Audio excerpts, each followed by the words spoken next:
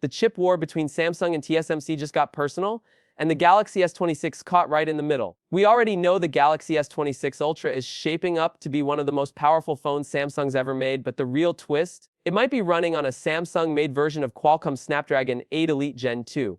That's right, not TSMC. This could change everything. Let's break this down. Qualcomm usually works with TSMC to make their top-tier Snapdragon chips because TSMC is simply the best in the game when it comes to efficiency and yield.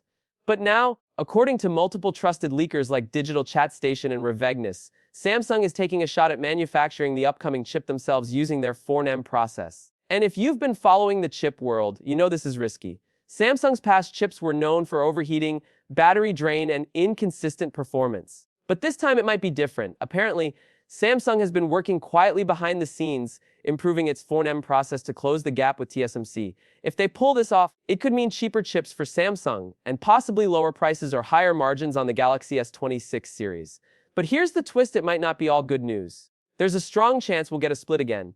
Some markets, like the US, might get the TSMC-made version, while others, like Asia or Europe, could get Samsung's version.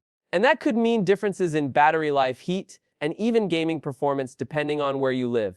And while we're on the topic of performance, let's talk benchmarks. If this Samsung-made chip can even come close to TSMC's in terms of efficiency, it's a massive win. Early test leaks suggest we could see a small performance bump, maybe around 5 to 7% over the current Snapdragon 8 Gen 3, but with better cooling and sustained performance, especially for gaming. And if Samsung nails this, it's not just good for Galaxy S26, it's a warning shot to Apple and MediaTek. Samsung could become a true player in the foundry game again. But here's where things get spicy.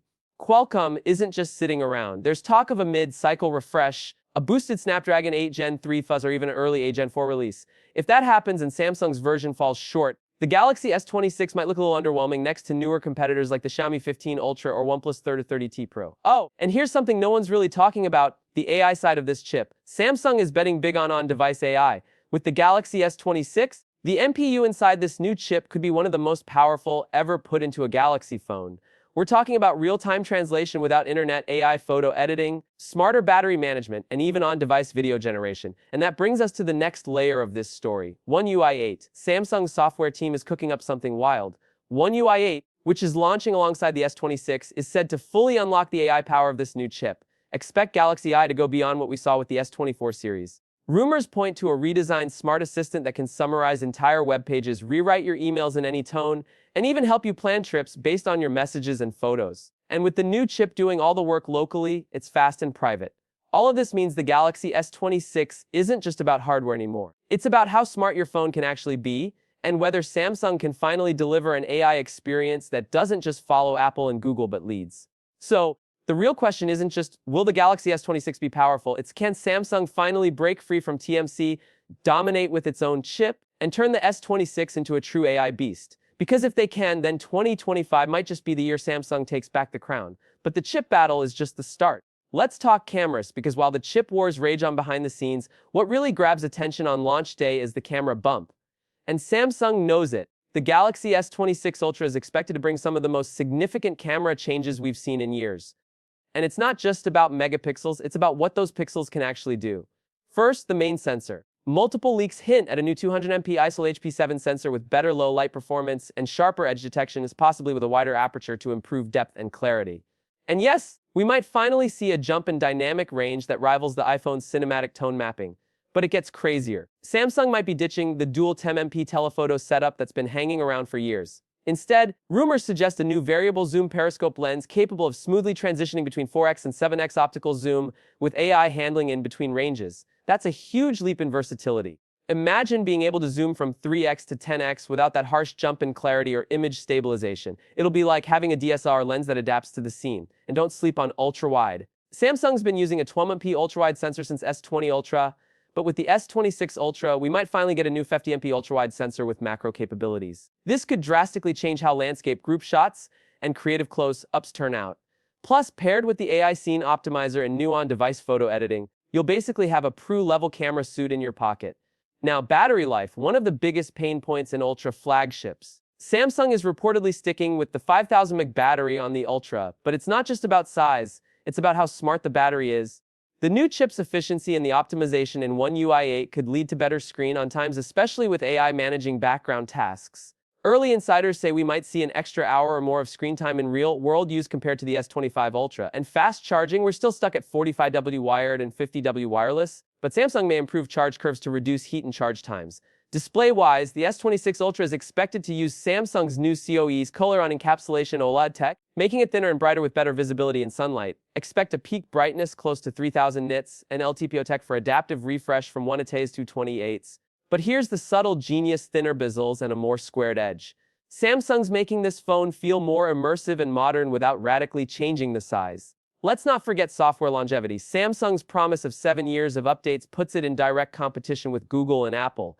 But One UI is where the experience really transforms. AI wallpapers that animate based on your mood or schedule, smart folders that categorize your apps automatically, and even AI-generated short videos from your gallery highlights. It's like your phone is learning your vibe and customizing itself in real time. And now let's compare. The iPhone 17 Pro Max is expected to launch around the same time with a focus on AI, new titanium edges, and possibly an under-display Face ID. But Samsung's advantage might be its flexibility and openness, USB-C with DeX support, file transfers without iTunes, and better multitasking. For power users and creators, that matters.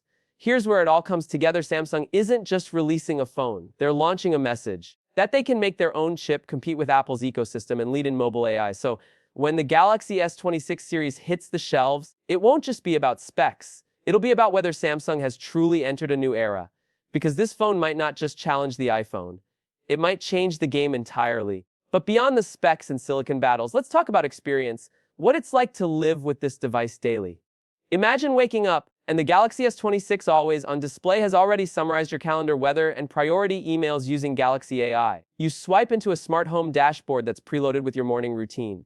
You open the camera for a spontaneous shot, and AI-enhanced stabilization, lighting correction, and object recognition give you a masterpiece in one tap.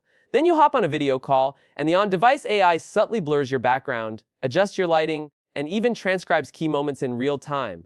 This isn't just a smartphone, it's a personal assistant, creative studio, and productivity machine in your hand. Creators will especially love this Samsung Studio Pro, a new video editing tool rumored to launch with the S26 Ultra.